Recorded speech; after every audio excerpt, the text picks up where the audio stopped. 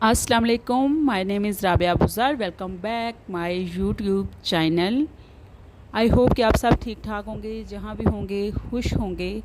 तमाम मेरी माएँ, बहन, बेटियों, भाइयों को मेरा सुबह का प्यारा सा सलाम और सब के लिए मेरी दुआ कि अल्लाह सबको हमेशा खुश रखे। तो सुबह 5 से 5:30 बजे मैं उठती हूँ। बच्चों ने स्कूल जाना होता है, फिर नमाज का टाइम होता है, फिर उसके बाद कुरान पाक पढ़ने के बाद काफ़ी रोशनी वगैरह हो जाती है। फिर थोड़ी सी वॉक वगैरह करनी होती है, क्योंकि जो वॉक होती है वो भी हमारी सेहत के लिए बहुत ज़्यादा ज़रूरी होती है। ये नहीं होता कि आप बहुत ज़्यादा हेल्थी हो तो वॉक करनी है। वॉक हर इंसान के लिए बहुत ज़्यादा ज़रूरी है, फ़ायदेमंद है। बल्कि हम सबको वॉक करनी चाहिए सुबह का टाइम, और सुबह उठना चाहिए, क्योंकि सुबह सुबह आप उठते हैं तो आपका मूड भी बहुत अच्छा होता है और आपके सारे घर के काम बहुत अच्छे से हो जाते हैं इजीली। क्योंकि आप जब सुबह उठते हैं तो साथ साथ फिर सारे घर के काम भी टाइम पे ख़त्म हो जाते हैं।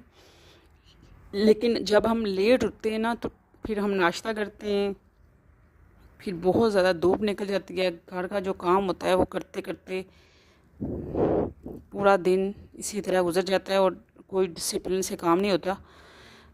तो इसलिए सुबह सवेरे उठना हमारे लिए बहुत ही फ़ायदेमंद है। हमें सुबह सुबह उठना चाहिए। तो आज बच्चों को स्कूल से छुट्टी थी। दो मेरी बेटियां हैं जो मैंने आपको पिछले व्लॉग में भी दिखाई थी। तो आज मैं बना रही थी एक रेमडी जो मैं बहुत ज़्यादा यूज़ करती हूँ। हफ्ते में तकरीबन एक बार आपको यूज़ करनी चाहिए। आप ज़्यादा बार भी करें तो कोई साइड इफ़ेक्ट नहीं है इसका। अगर आपको कोई एलर्जी वगैरह नहीं है, आपकी स्किन अच्छी है, तो आप इसे ज़रूर अप्लाई करें। और इसके बहुत ज़्यादा फ़ायदे हैं। जो यूज़ कर रहे होंगे ना, उनको तो इनके फ़ायदे का बहुत ज़्यादा पता होगा कि कितने फ़ायदे हैं। और मैंने प्याज लिया था, विटामिन ई के 2 कैप्सूल लिए थे, और कोकोनट ऑयल। तो मैंने प्याज को अच्छे से ग्राइंड किया था। आप उसमें 1-2 चम्मच पानी के भी ऐड कर लें। तो अच्छे से ग्राइंड करने के बाद उसका पानी मैंने छान के निकाल लिया था। बालों के हिसाब से जितनी क्वांटिटी में आप पानी लेना चाहें वो आप निकाल लें। फिर उसके बाद मैंने उसमें विटामिन ई के 2 कैप्सूल और कोकोनट ऑयल 1 चम्मच ऐड किया था। ये जो सारी चीज़ें ये गाढ़ की होती हैं, देसी चीज़ें होती हैं, इनका कोई साइड इफ़ेक्ट नहीं। जितनी ज़्यादा हम बाहर वाली चीज़ें यूज़ करते हैं, बहुत ज़्यादा पैसे लगाते हैं, इससे बेहतर होता है कि हम घर में कोई ना कोई रेमेडी यूज़ करें। बहुत ही अच्छे रिज़ल्ट हैं इसके। तो मैंने कहा क्यों ना आपके साथ इसको शेयर किया जाए। तो अच्छे से मिक्स करने के बाद तीनों चीज़ों को, विटामिन ई के कैप्सूल, कोकोनट ऑयल और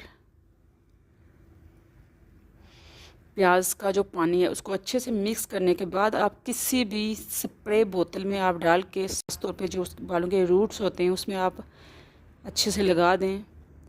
पूरे बालों में भी आप लगा दें तो कोई प्रॉब्लम नहीं है, क्योंकि इसमें विटामिन ई के कैप्सूल और कोकोनट ऑयल बहुत ही अच्छे होते हैं, बहुत ज़्यादा फ़ायदेमंद हैं। तो पूरे बालों में आप अच्छे से लगा दें। तकरीबन कम से कम भी आधा घंटा या 1 घंटा, ज़्यादा से ज़्यादा, या आप 2 घंटे भी रख लें तो कोई प्रॉब्लम नहीं है। इसी एक ही बार आप किसी चीज़ को यूज़ करते हैं तो आप कहते हैं बस एक ही दिन हमें रिज़ल्ट मिलना शुरू हो जाए, हम फेस पे लगाएं तो एक ही दिन हम चिट्टे घोड़े हो जाएं। तो ऐसे नहीं होता। कोई भी चीज़ आप अप्लाई करते हैं तो आप 1 घंटे के बाद आपने सर को वॉश कर लेना है शैम्पू के साथ। उसके बाद फिर मेरा जो किचन का चूल्हा था बहुत ही ज़्यादा गंदा हुआ था। तो हर कोई अपने अपने तरीके से किचन को साफ़ करता है। तो मेरे पास जो चीज़ें मौजूद थी, जैसे सर्फ़ था, तो मैंने थोड़ा सा सर्फ़ लिया और उस चूल्हे के ऊपर अच्छे से मैंने फैलाया। और अच्छे से फैलाने के बाद फिर मैंने लिया था लिक्विड ब्लीच, मेरे पास पड़ी थी, मैंने वो ली। फिर उसको मैंने थोड़ा सा ऊपर डाला और अच्छे से आप जब फैला के तो उसको थोड़ी देर के लिए आप छोड़ देंगे, आधे घंटे के लिए या 1 घंटे के लिए, या रात को आप इसको लगा के छोड़ देते हैं, सुबह आप वो अच्छे से साफ़ कर लेते हैं इसको, तो बहुत ही अच्छे से आपका चूल्हा साफ़ हो जाता है। तो मैंने भी इस तरह से पहले उसे अच्छे से लगा लिया था। फिर तकरीबन आधे घंटे के बाद मैंने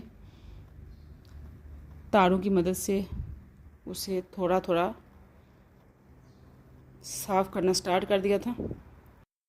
अच्छे से रगड़ने के बाद मैंने फिर एक ड्राई कपड़ा लिया था और अच्छे से साफ़ कर लिया था। और फिर भी जब मुझे थोड़ा सा फ़र्क नज़र आ रहा था तो फिर मैं लिया था लेमन आधा और उसको लेमन को अच्छे से निचोड़ दिया था। अगर आप इसके अलावा और भी बहुत ज़्यादा तरीके हैं चूल्हे को साफ़ करने के, लेकिन मैंने इस तरह से लिया। और फिर जो मुझे थोड़ा सा उसमें फ़र्क नज़र आ रहा था, मैंने लेमन को अच्छे से निचोड़ा और बाद में ब्रश की मदद से मैंने फिर दोबारा से इसे साफ़ किया और खुद ड्राई कपड़ा लगाया और बहुत ही अच्छे से मेरा चूल्हा साफ़ हो चुका था, आपको नज़र आ रहा होगा। तो फिर इस तरह से मैंने इसे दोबारा से सेट कर लिया था।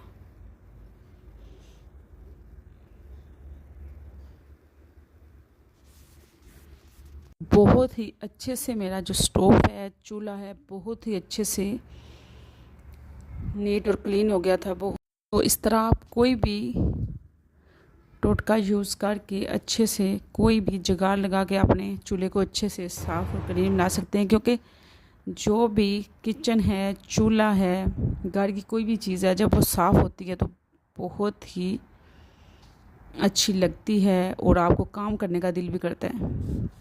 तो उसके बाद फिर मैं बर्तन वगैरह वॉश करने लगी थी दिन के। तो इस तरह फिर मैंने पहले अच्छे से बर्तनों को साबुन वगैरह लगा के रखा और साथ ही फिर मैंने साथ साथ उनको धो लिया था, क्योंकि बर्तन जब अच्छे होंगे, साफ़ होंगे, धुले हुए, तो आपका किचन भी अच्छा लगता है और आपको काम करने का भी दिल करता है। आपके लिए बाद में कोई मसला नहीं होता, कोई प्रॉब्लम नहीं होती, तो आप बहुत ज़्यादा इजी हो जाते हो। तो ये था मेरा सिंपल सा व्लॉग जो मैंने आपके साथ शेयर किया है, क्योंकि हमारी जो लाइफ है बहुत ही सिंपल और सादा सी लाइफ है। लोग बहुत कुछ दिखाते भी हैं, मेरे पास जो होता है, जैसे होता है, वही मैं आपकी रियल में जो मेरी जो लाइफ है वही मैं आपके साथ शेयर कर रही होती हूँ। इंशाल्लाह आपको मेरा व्लॉग बहुत ज़्यादा पसंद आएगा और आप मुझे बहुत ज़्यादा सपोर्ट करेंगे। तो प्लीज़ आप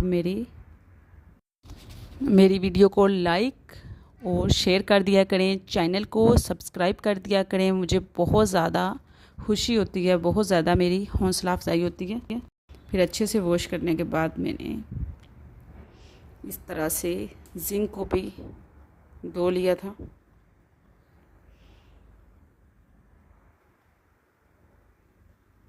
और इंशाल्लाह आपको मेरा व्लॉग बहुत ज़्यादा पसंद आएगा, आप मुझे बहुत ज़्यादा सपोर्ट करेंगे।